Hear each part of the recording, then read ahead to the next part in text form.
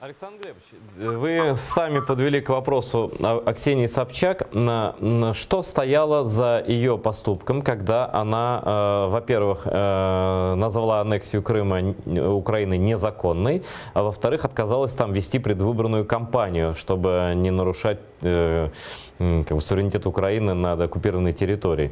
Это ее... Вот я просто до этого она противоречивые вещи говорила про Крым. Как вы думаете, что произошло с ней?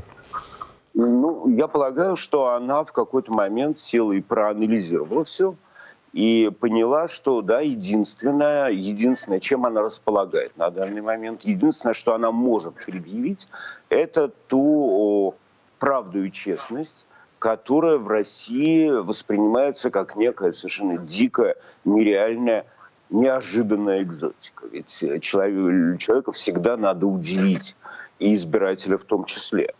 И Ксения Анатольевна, будучи весьма умной девушкой, она прекрасно понимает, что на данный момент она единственная из кандидатов, которая может говорить с людьми на понятном им языке. Я не являюсь сторонником Ксении Анатольевны, я не работаю в ее штабе, я сейчас, скажем так, вполне беспристрастен, наблюдаю за этим издалека.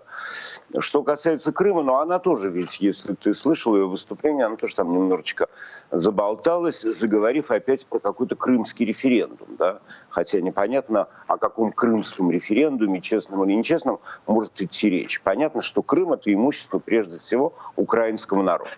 Украинского. И что судьбу Крыма может решить только одна инстанция – это всеукраинский или всеукраинский референдум. И никаких других референдумов, никаких других решателей судьбы Крыма быть не может в принципе никогда в соответствии с тем международным правом, о которых так любит поговорить Ксения.